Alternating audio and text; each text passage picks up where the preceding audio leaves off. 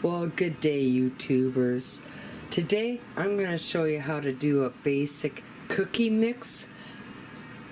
And the reason is because the grandkids are coming. And when grandkids come, they like to come in Grandma's kitchen and they like to cook and stuff. And I like to have some easy stuff that they can do.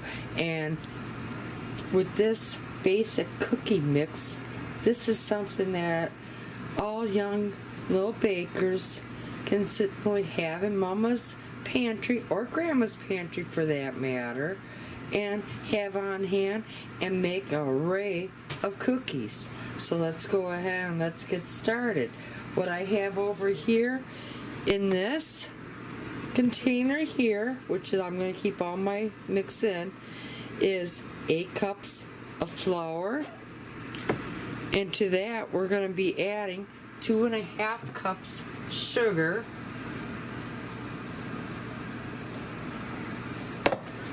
and then we're going to be needing 2 cups of packed brown sugar,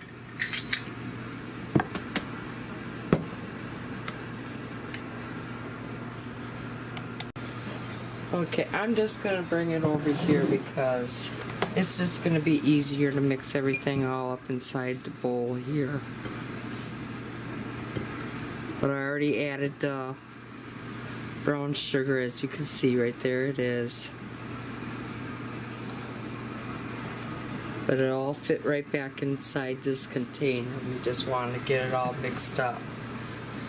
Alright, we're also going to want to add 4 teaspoons of salt,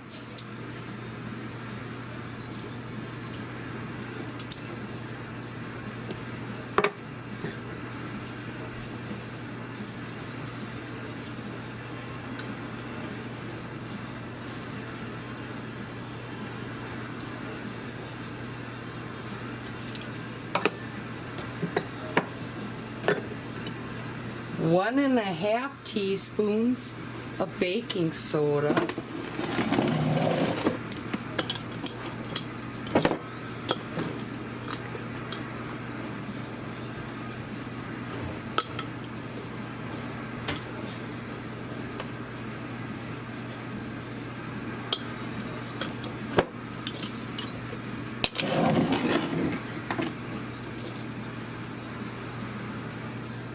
and then 3 cups of vegetable shortening.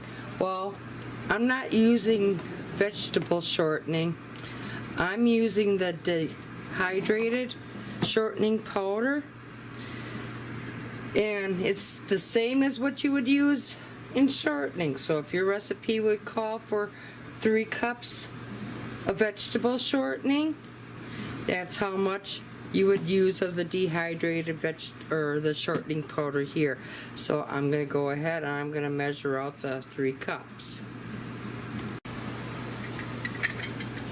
And while I'm measuring out the 3 cups of my vegetable shortening here, you don't want to put that little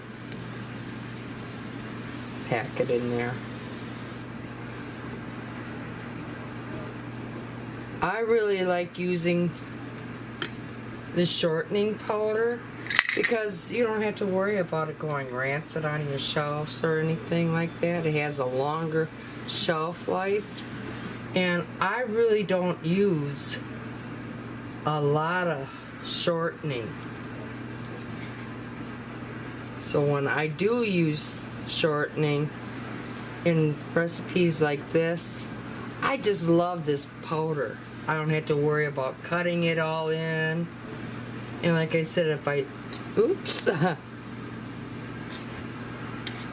like I said, if I don't sit there and use it all up, I don't have to throw out a whole thing of shortening because I didn't use it up fast enough and it went rancid. It's happened one too many times on me, so I really fell in love with this shortening powder. And I continue to make a lot of my mixes with the shortening powder.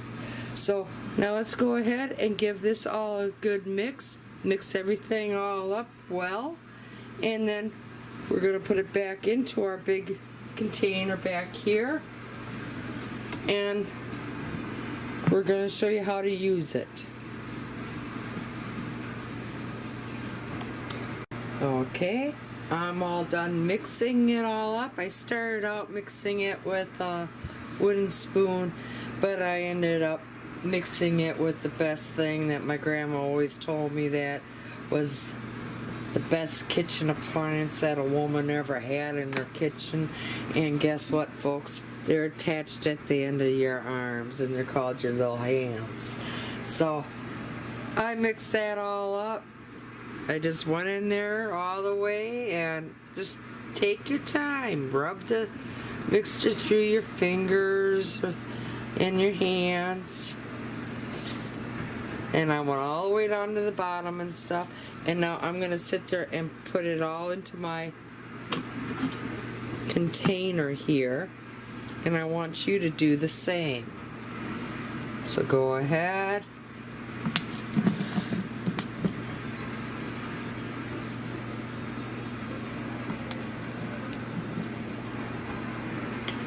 And I'll be back when I get this all inside my container.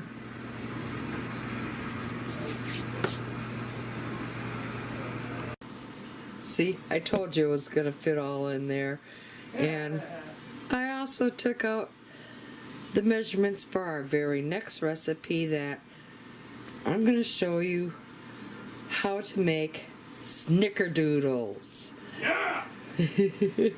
That's one of my husband's favorite cookies, and that's what this mix will be giving us, plus I believe 9 others that I can show you that it can all make.